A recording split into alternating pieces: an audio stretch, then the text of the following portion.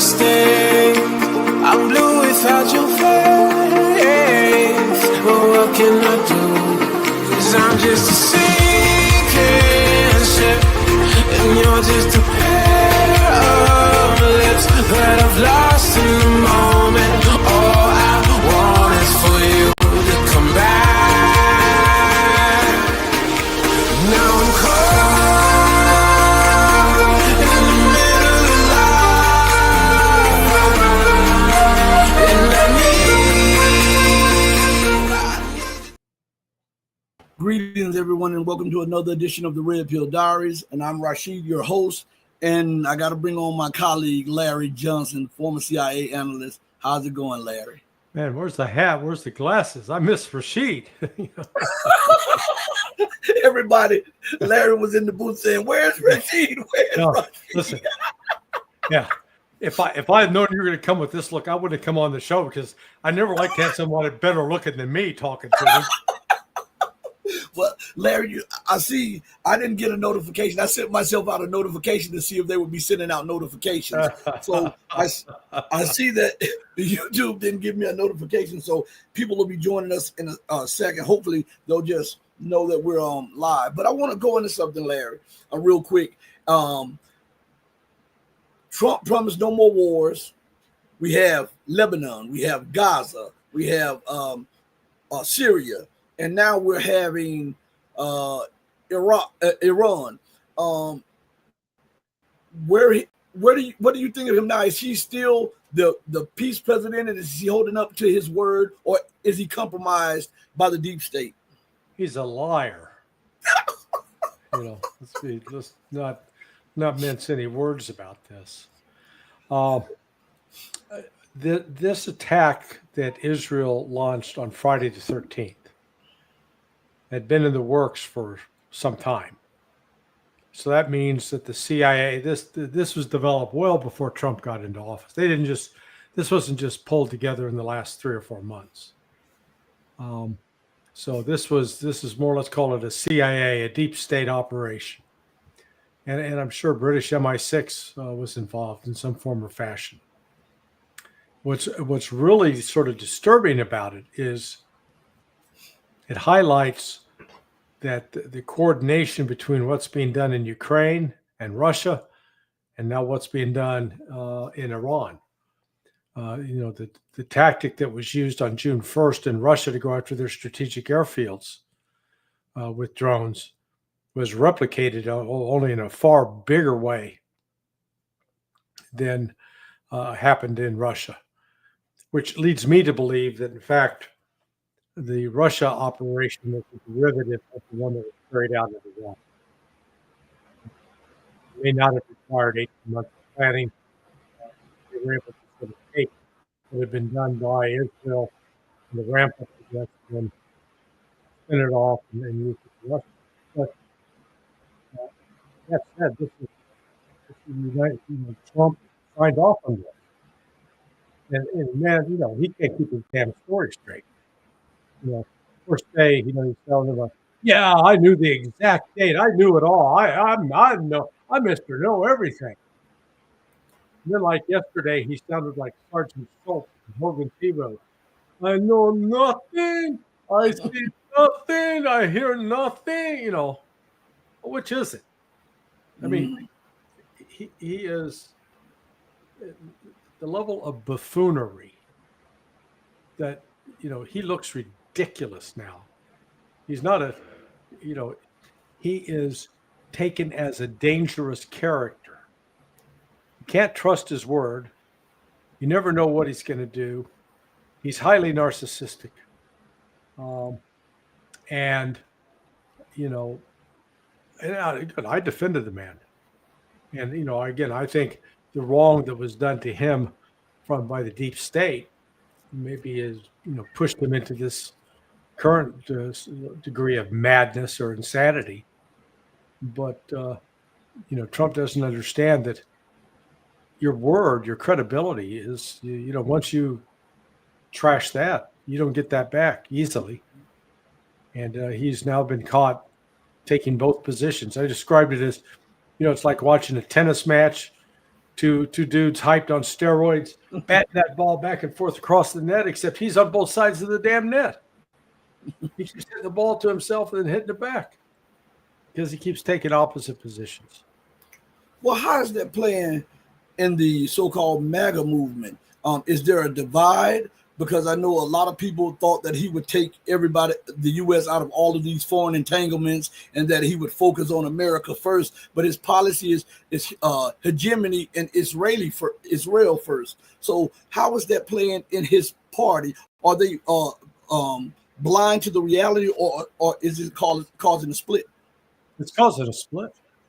I saw Charlie Kirk, Talking Points USA, posted a poll just 2 days ago.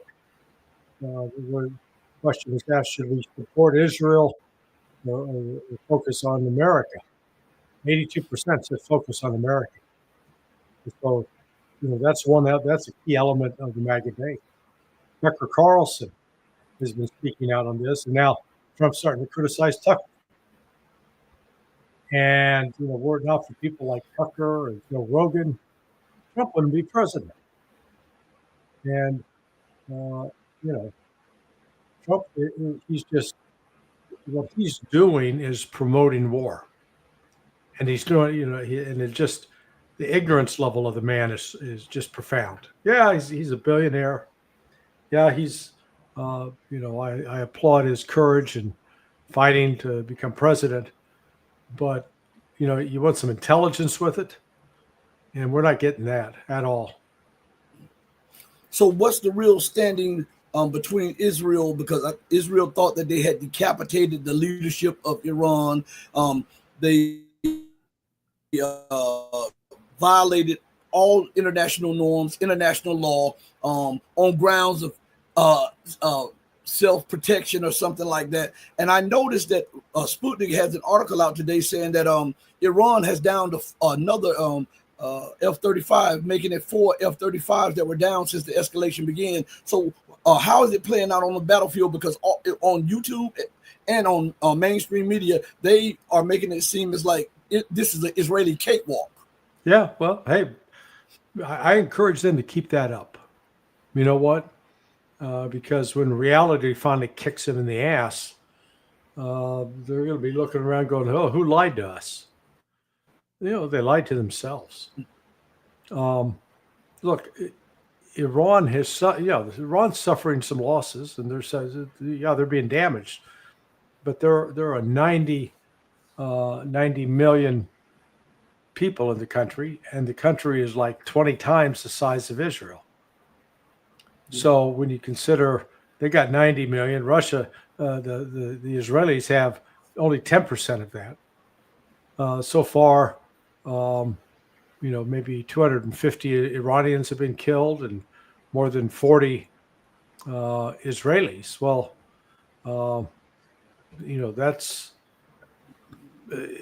that's coming close to a significant part of their population relative to Iran.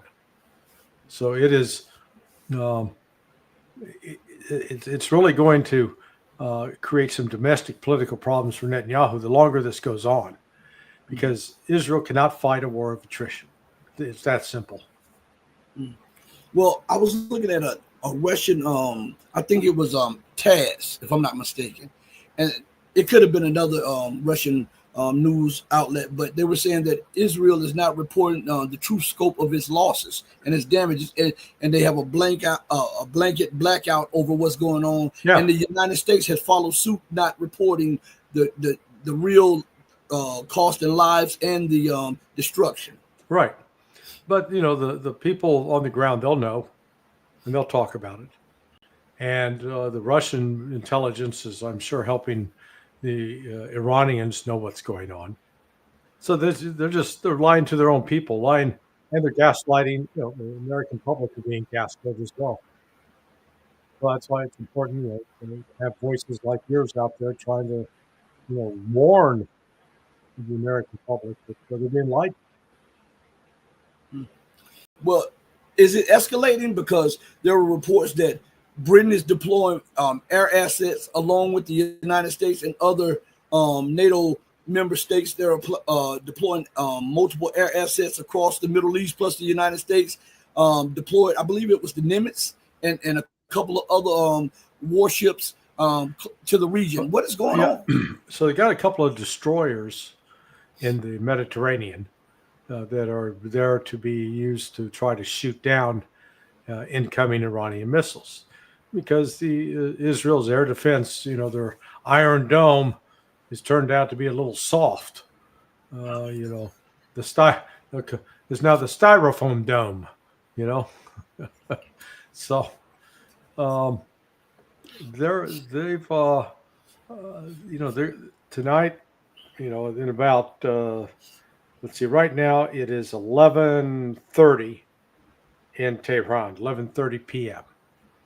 So sometime between now and 5 hours from now, you're going to see Iran unleash another big barrage of missiles, and people are going to be recording the strikes in Tel Aviv and Haifa. What we don't see a lot of are the strikes on military targets that are in the north and south, places like Nevatim Air Force Base. So, Iran will strike him today. Israel will try to punch back tomorrow. Iran will strike back tomorrow. And with every exchange, it inflicts more casualties on Israel that Israel cannot sustain. Iran is in a position it can suffer more losses. Actually, had a history of that with the war with Iraq that was, again, U.S. funded and backed in 1980 and 81. The problem the Israelis have is these aircraft, particularly the F-35, is it's supposed to get about 10 to 14 hours of maintenance for every flight hour. Now, so if they've flown 4 hours, does that mean it's going to need 40 hours of maintenance? Perhaps.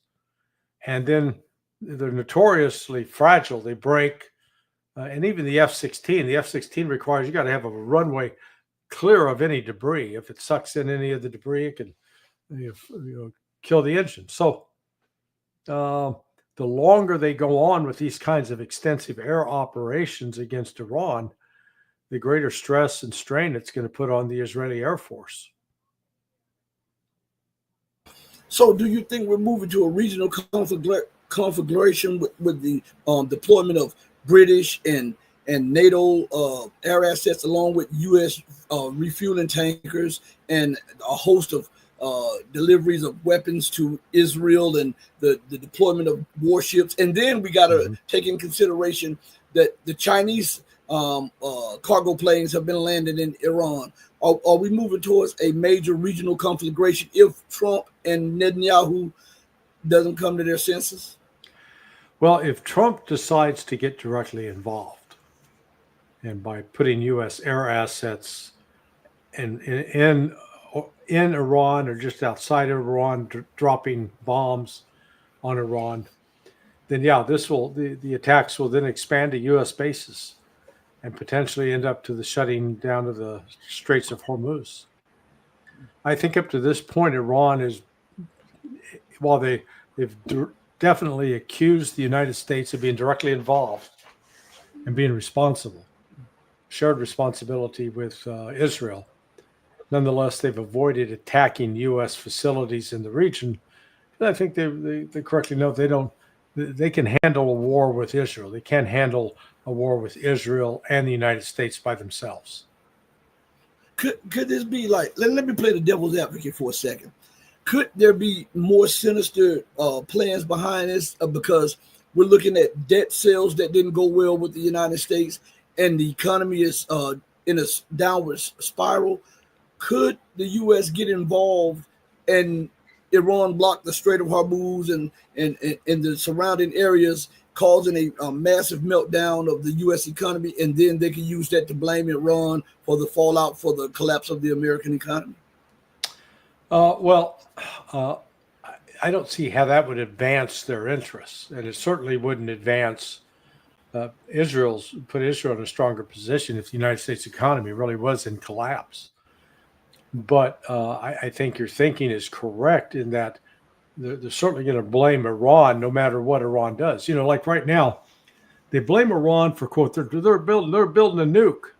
Well, they aren't, but Iran is a member of the non-proliferation. It's a signatory to the non-proliferation treaty. Israel isn't. Iran allows IAEA, the International Atomic Energy Association or Administration, to come in and do inspections inside Iran. Israel doesn't allow that. And yet they're getting away with accusing Iran of being the bad guys here and Israel being the victim when it's just the opposite. Well, has Dimona been hit? Because I heard that there were news blackouts on a strike near or on Dimona. Yeah. Iran claimed that it hit it the first day, second day. So I think they did. Okay. But, Israel's not showing that because to show that would expose the fact that their so-called air defense system really is completely ineffective. Well, now that you say that, this brings to mind something. First of all, Iran is roughly the size of Alaska, and Alaska is twice the size of Texas plus New Mexico. So, I mean, that is a huge nation. Plus, it has rugged, mountainous terrains.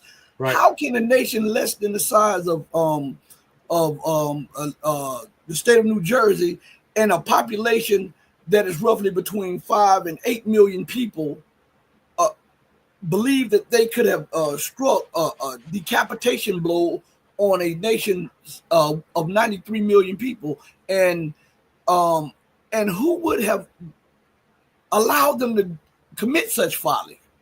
They must have great access to marijuana or cocaine. They're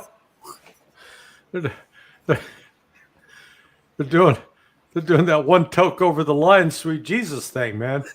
So they're high as a kite, thinking, man, we can do anything. I'm the king of the world. Oh, it reminds me of that scene from the movie Almost Famous, where this kid is going around with a band that basically represents the Eagles, and the lead guitarist singer gets up on top of the house, and he's drunk. He's in God knows what other drugs he's got in his system. I'm the greatest, and he jumps off the roof into the pool. That's Israel. That's Israel. They're believing their own fan mail. They write themselves letters. Oh, you are so great. You are so wonderful. You are so powerful. You're the best. And then they read it and say, yeah, I am. Yeah, that's me. And then, here we're, 22 months since October of 2023. So, to September, there's 12 months. And then we got another October, November, December, that's 3 months. And then we get another, we're on 19 months. So, yeah, 21, 22 months. And they couldn't defeat Hamas. And they had every damn advantage you could possibly have. But now they're going to, quote, defeat Iran. It's ridiculous. Larry, I was looking at it, the little talks we had about a month ago, roughly a month ago. And I asked you that question directly. Do you believe that we're headed to war in the Middle East? And you said yes. And I asked you the question, how long? And you said, well, I don't know. And I'm paraphrasing. You said, but if they continue to head this way, we're looking at the next couple of weeks to a couple of months. And look where we are right now. Hell, I'm a good analyst. Yeah. So, yeah, that's one, boy, God, I wish I was wrong. I wish you were sitting here dancing on my head saying, man, you are stupid. You made this prediction and you were so off base. But unfortunately, and again, I don't think Donald Trump can help himself now. The ego is too caught up Because what alarms me is, if you listen to his on Saturday after he talked to Vladimir Putin, he was like, oh yeah, Putin and I, boy, we're tight friends. He wished me happy birthday. Yeah, and um, then today, Maria Zakharova, the press spokeswoman for the foreign ministry, came out and announced that we're supposed to have bilateral talks this week to normalize relations between Russia and the United States, and the United States just canceled. Oh, you got to say, okay, what the hell? At this time, that's the last. This is when you want to be talking. But this is Trump playing games through Rubio. I always show them how we're such tough negotiators. Donald Trump's beginning to act like the guy couldn't find his ass with both hands, and that's if you stapled his hands to his ass. He'd still be, where are they? What's going on? He either knows everything or he knows nothing. And he flip-flops left and right. I mean, one day he's this, the next day he's that. This day he knows, the next day he had no clue. I mean, why do you think he has such a grip on MAGA after them seeing this and after him deliberately and willfully and publicly disregarding his campaign promises to them to push more war? As I said at the beginning of the show, he said no more war. We see it in Gaza. In the West Bank, most people don't realize the West Bank also. We see it in Lebanon. We saw it in Syria. And now we're seeing it in Iran. And he's still talking about pivoting to Asia to wage a war against China. And he's also loaded up in Ukraine against Russia. What will it take for those people to understand that this guy's a shield for someone else, or he absolutely does not know anything and is just talking out the side of his head? Well, I think he's talking out of another part of his body. I was trying to be diplomatic. I know you are a diplomat. You're a gentleman. I'm not. That's why I didn't last at State Department. Trump has really damaged himself with his base, and in fact, I wouldn't be surprised to see someone like Tulsi Gabbard resign as director of national intelligence and come out and start speaking out against Trump. I could see that as a possibility. And the reason, that she recognizes how dangerous this is, and that Trump he's allowing himself to be driven by the deep state. And he's not really taking it on and quashing it as he promised. And they're a captive. He's sort of being held hostage by Israel. And this is, that's not what the American people wanted. Safe streets. They wanted the illegal immigrants out. They wanted to have cheap gas prices, and they wanted to have cheaper bacon and cheaper eggs. But they didn't want to get involved with a war with Iran and put the United States in potential peril that way. I think Iran's going to continue to avoid attacking U.S. targets as long as the United States is not overtly involved in attacking Iran. But you can't rule out a false flag where we're going to be told that Iran launched an attack, just like we're being told, Iran had 2 assassination attempts on Trump. Oh, that's bollocks. That's just not true. It's a lie.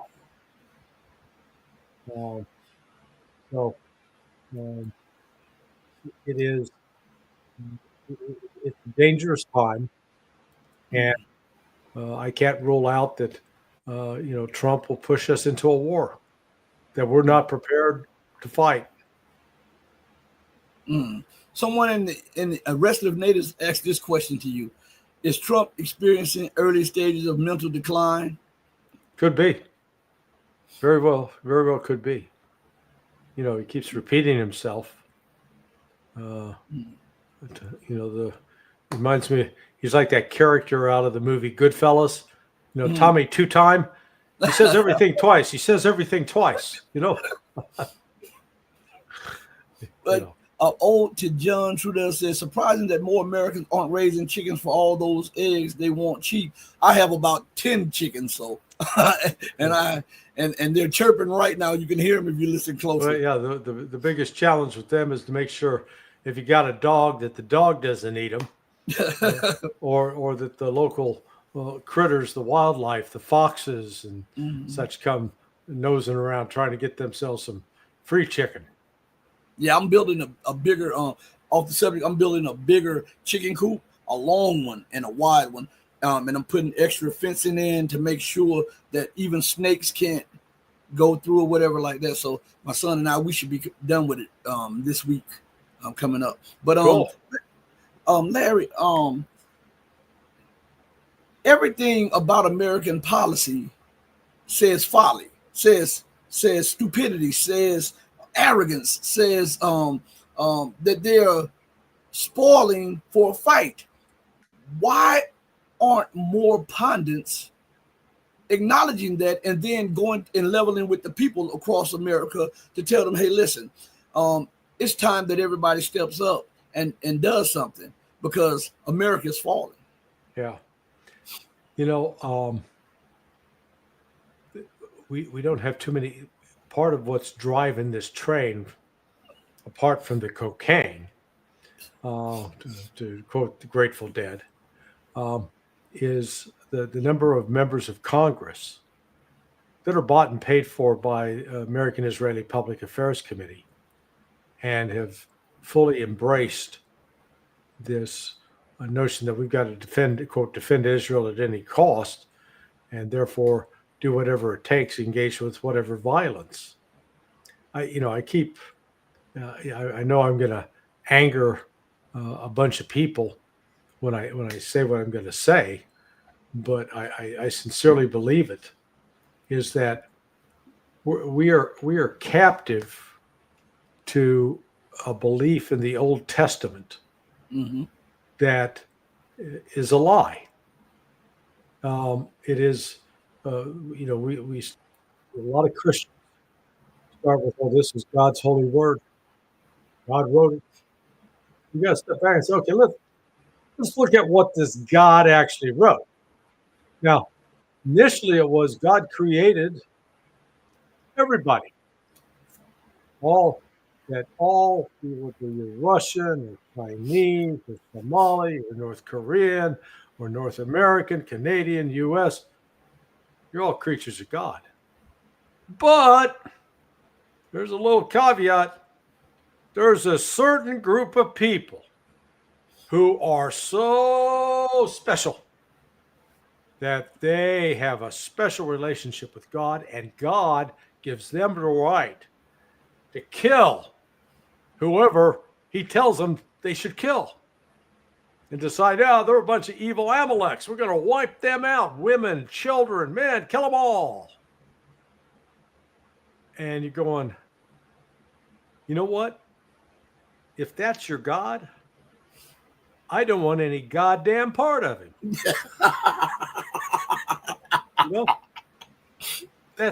That's ridiculous. And that, I'm not here to do a sermon on Christianity, but that's where this break with this stupidity of Judaism, this belief that, we're special. We're more special than anybody else. We're so special that God can say we can go kill anybody that's on this land because it's our land. As opposed to, the words that Jesus taught was about loving your neighbor as yourself, turning your cheek to those who do evil to you. A message not based in who you were born to or which member of the lucky sperm club you're in. It's universal. So but here we are as modern people in the 21st century. We're being held hostage, facing the prospect of nuclear war because of this stupid belief that this one group of people are more special than everybody else. But well, isn't that fanatical? Like we call some of those groups over in the Middle East Islamic fanatics. But isn't that fanatical for the Beltway to hold those beliefs and to formulate U.S. policy and ignore international law that they hold on everybody else? If Israel violates it, we've got to stand by Israel. We've got to do this by Israel. Why? And you ask the question, why? Because the Bible says, isn't that fanaticism? Yeah, it is. You know, there's Christians, a lot of, I'll call them the evangelicals that are ardent Zionists, always criticize Islam for its extreme belief in with respect to the Quran. Well, the shoe fits, wear it, baby. Because they do the same thing with the Old Testament. And I tell you, there's when anybody that's taken time to actually read the Old Testament, there's some beautiful passages of literature in there. But there's a lot of crap that's dressed up in pretty gold, but it's underlying it's pure evil. Endorsing all sorts of sexual misconduct, theft, murder, particularly stealing land from other people. Well, Israel has, and I won't keep you much longer, Larry, because I know you're a busy man. But Israel has been talking about, and they've been letting leak that if things doesn't go their way, then they may use the nuclear bomb option. Yeah. But Pakistan recently said that they stand with Iran, and if Israel were to do that, then Pakistan would immediately respond in kind in defense of Iran. So where does that take us? Because then you have America responding, then you have Russia intervening, then you have China intervening, NATO intervening. It can go from 0 to 100 within seconds. Yeah, I think Russia and China are trying to do a lot of work behind the scenes. So far, notice the only world leader that has spoken to the Israelis and has spoken to the Iranians is Putin. And it apparently gave the same message to both of them, but let Israel know this is your fault. You've committed an illegal act. You violated the law. Let's hope that Putin's in a position where he may be able to help bring this to a peaceful end. But I'm not optimistic. I think the forces are such that they're headed off the cliff. It'd be helpful if Bibi Netanyahu fell over with a heart attack. That might be that'd be a quick way to help de-escalate things. And actually, when you look at him, he doesn't look healthy. No, he has a pacemaker. Yeah, he got the pacemaker. He's got prostate cancer apparently, so he doesn't look good. But he's certainly helping enable a lot of death and destruction. That's for sure. Last, we've had you here long, and I know you have other interviews and stuff. Last question to you. It's a 3-pronged question or 2-pronged question. Where are we? What will it look like if Israel and Iran continues to go at each other? And what will it look like if America decides to openly intervene militarily? Well, I think the most likely scenario is this will go on for another week or two, and Israel will then be struggling to keep it up. I mean, the word is out of Iran. They say, they can keep firing the same number of missiles they're currently firing.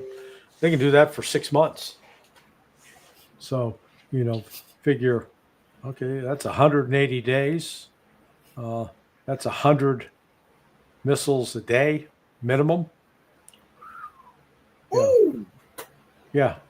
Just do the math. And they've got a lot. And so at that point, then in that kind of desperation, that's when I think you'd see Israel maybe try to resort to a nuclear device. But there are going to be some limiting factors. Well, what the Chinese and Russians are doing behind the scenes, as well as maybe the United States comes to its senses. Now, I think as Israel's actual situation gets more desperate, the United States may get more heavily involved in trying to take out some of these sites that are buried deeply underground.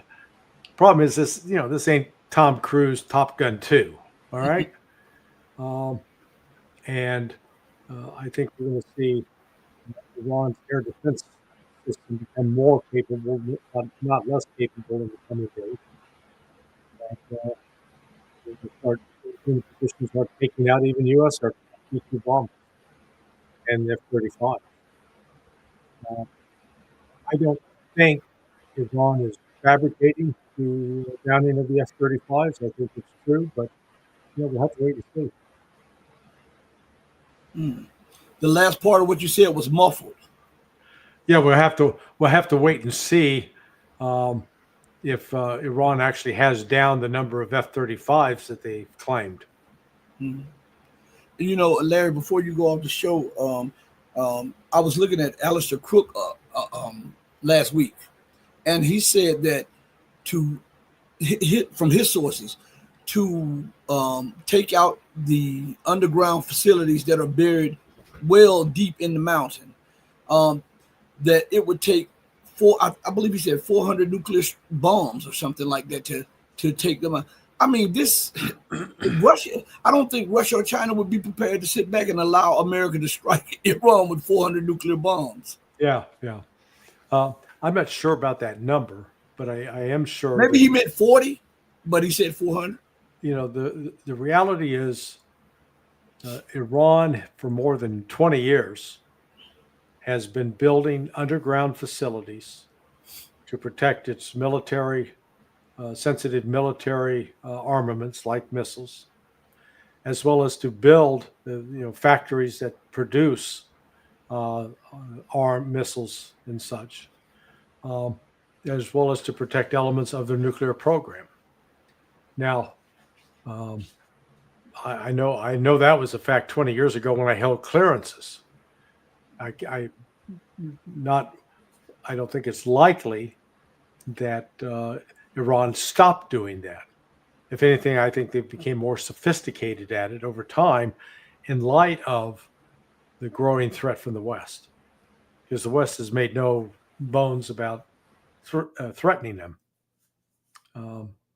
So the ability of the United States to go after those targets is limited. And it means we're going to have to fly B-2s and F-35s over Iranian territory.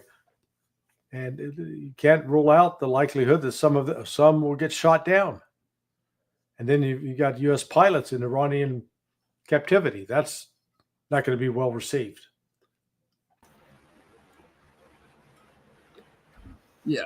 I guess they were mad at us, Larry. They threw me off my own show. Yeah, I saw it. It went temporarily blank, but they threw me off the show. You're back. But Larry, I want to take the time out to thank you, man, for giving me your time. Every time I hit you up, immediately you respond to me, man. I really appreciate it. Plus, you drop a lot of wisdom behind closed doors that they don't know about. So I appreciate that, Larry. I always got time for you, Rashid. And hey, I appreciate you thinking that I'm worth talking to. Hey, man, be blessed, be safe, and I'll see you in the video in a few minutes. All right, brother. Appreciate it. Take care. All right, bye-bye. Everybody, listen. We're going to have shows tomorrow and all week long. We're going to be covering these events that are going on. I want to thank each and every one of you for giving us your time, because you did not have to give us your time. And those who have participated in the conversation in the chat, thank you so much, because a lot of your words and your thoughts are just as important as ours on this platform. So I want to take the time out to say, listen, let's do right by others, not because there's some material gain or because there's some accolades behind it. Do right by others because it's the right, humane, and godly thing to do. Because even when no one else is watching, God Almighty is watching. He sits high, but he looks low. And for each and every one of you who show me love, know this. I love each and every one of you who loves truth, but know that the love that I have for you will always pale in comparison to the love that God has for you. And until we next speak again, stay strong, stay true, but above all things, remember to stay righteous. Hey, mama, to infinity and beyond, I love you more than life. Your baby boy loves you, and I'm going to represent you forever. Peace. We're out of here.